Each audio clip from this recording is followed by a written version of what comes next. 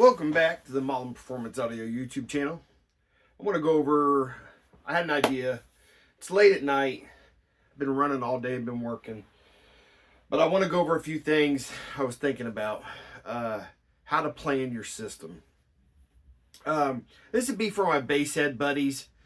Not so much for your SQ guys, but the guys that are just now learning or want to build a system. And this is all going to be the way I personally would do it, and it might save you guys a few bucks in the future. It's a pretty easy concept. It's just some guys don't know how to go about doing it, or they buy equipment that not necessarily goes along with what they think that they want. So I want to start off with your budget. Your budget is going to be your number one thing that you need to worry about. Your budget is going to set how much equipment you buy, what kind of equipment you buy, the quality of equipment you buy, where you can save a few bucks here, where you can save a few bucks there. Your budget, whether it be a $500 budget or a $50,000 budget, you just need to figure out what expendable cash you have to spend on your system. It's tough times. We all got families, we all got kids. These shingle guys are lucky. This right here is going to be your number one deciding factor on your system. Not anything else, not your time, not your effort, nothing. This is going to be your biggest thing right here. Set your budget, stick to it as close as you can. Be realistic with this. Your budget, you got to remember, if you're buying subs, you're buying amps, which means you're buying wiring, which means you're buying RCAs or something to that effect. You're buying mids and highs if you're going to do a whole system. You're going to buy a head unit. Maybe you don't need a head unit, but you want to run like a kicker key or something like that. Just remember, budget appropriately, but always leave a little bit of wiggle room in there. You will definitely need that wiggle room. Number two, go to shows. This is going to be your biggest learning experience right here. Is go to a show. You will go to a show, and these guys are there with their multi-$1,000 systems they put a ton of work into, or paid a shop to put a ton of work into. They want to show you what these systems are capable of. Listen to everything. There's guys there with 2.8s. There's guys there with 48 10s. There's guys there with 16 18s. Listen to everything if you can.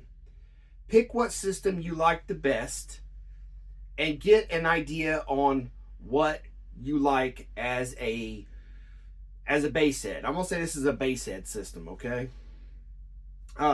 Pick out what you like the best. Not every system is going to be for you. Everybody's system is different. Some guys like high notes, some guys like low notes.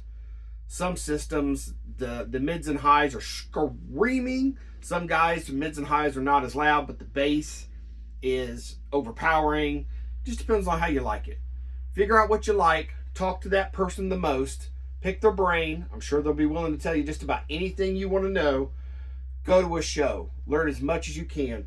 A lot of times you go to a show, you'll talk to a lot of guys, or you'll get with a lot of manufacturer guys. You might be able to get discounts too. Don't beg for them. Don't expect them. The price is what the price is. Don't bitch about it. Budget. Go to shows. Number three, what do you want? Do you want a Windy build or do you want an SPL build? There is a huge difference right here. This right here, you will build two different systems for Windy and SPL. A Windy system right here, you're going to have a lot of, depends on who you talk to. You're going to have a lot of power. You're going to have a lot of cone area. It's going to take up a lot of space. different tunings for boxes. Just remember, if you decide to do a windy, know the difference between a windy build and an SPL build. An SPL build will most of the time focus more around the competition side. This right here will be more along the lines of, let's just say 40 hertz and up. This right here, the windy builds, will focus around, let's just say super low, 15 hertz up to say 35, somewhere to 40. Windy builds are different than SPL builds. Pick which one you want, know the difference, build your system accordingly. Number 4, consider space. You might love a system that's got 4 18s in it, but if you don't have the room in the vehicle you're trying to build for, this is not going to do you no good. 4 18s ain't going to do you no good in the back of a Prius. If you have an SUV, you might have to give up your third row, which you're probably willing to anyway, but you might have to give up your second row of seats. Consider your space. You have to understand that this right here is going to be your biggest constraint in your vehicle. You might decide, like I did, I bought a car just for doing a windy build. So I went to shows. I had a budget in mind. I went to the shows, figured out what I liked. I liked a windy build. I considered space. I bought a car just for my windy build. That is, all these kind of go in a row, and this is how you pick out kind of how your system starts.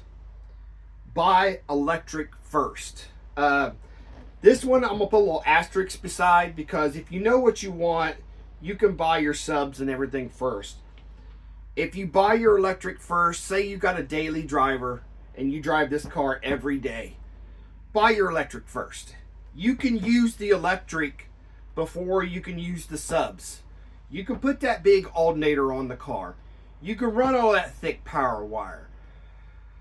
Buy all the electric first. You're going to spend just the same amount of money on this as you are the rest of your system, okay? So buy electric first. Buy you the biggest alternator you can afford. Buy you the best wire you can afford. Buy you the best RCAs that you can afford. Buy the electric first. Number 6, talk to a box builder. I think this is a kind of something that is in an underused part of our hobby. There's guys out there that know a lot about box building. They can save you a lot of time. If you got to throw them $45, $50, $100 for them to design you a box, do it. It will save you time and time again of building a box. God, this box sounds like shit. Okay, well, what do? I got to tear it out and start over again. You would have saved yourself a lot of time and a lot of effort if you talk to guys like Drew Jones, talk to SDK Enclosures. I'm sure there's a million of them out there. Just off the top of my head, those are the two I can think of right off the bat. Jake and Drew, two of the most main guys that I know. Talk to a box builder. They might think of something too that you might not have thought of about your subs or what you're trying to do. Buy subs, curb your expectations. Don't go out there and spend all this money and then decide, oh, hey, I want a Sundown, XV6 or whatever it is, ZV6. Or I want a Gately sub or something to that effect, when you've already went through this whole thing and you try to figure out, it'd be better to have 2 medium, middle of the road subs than it would be to have 1 really great sub or whatever. These two kind of right here kind of go hand in hand. Talk to a box builder. Maybe they can recommend some subs for whatever size that you need box wise, and curb your expectations. 2 mediocre subs in a really good box will sound better than 1 really good sub in a shitty box. Okay? That's just kind of, you might be driving it into clipping, and then you might have 2 subs that put out a lot more output for less money that you're not clipping. That's going to last you 3 times as long as this 1 sub that you think is a bulletproof tank, but you're clipping it all to hell. So each one of these, I kind of go in a row here, is how I start my systems. Budget, I kind of already know what I want. Do I want a Wendy build or an SPL build? I'm not much into SPL anymore. I used to be into SPL a lot. I was chasing numbers. Don't care anymore. I just want to rip people's eyebrows off. Okay?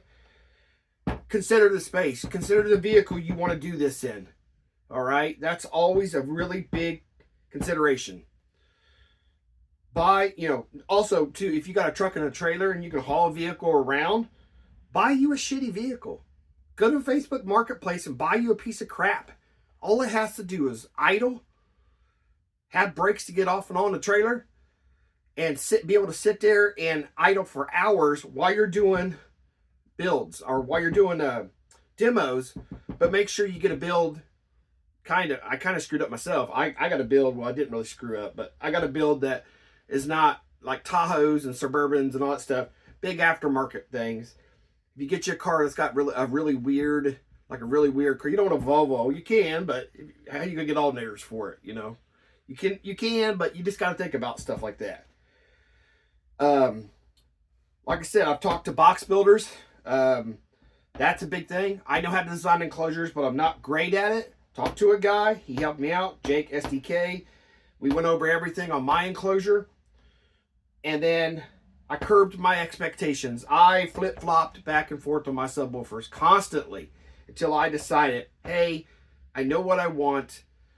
I didn't want to go out and buy 6 ZV6 Sundowns. I would. There's nothing wrong with them. It's just I could get just as good a performance out of my Trinities with a good enclosure. So look at this over, guys. I love you. Plan your system. Curb your expectations. Don't treat people like shit. I love you guys. See you in the next video. Peace.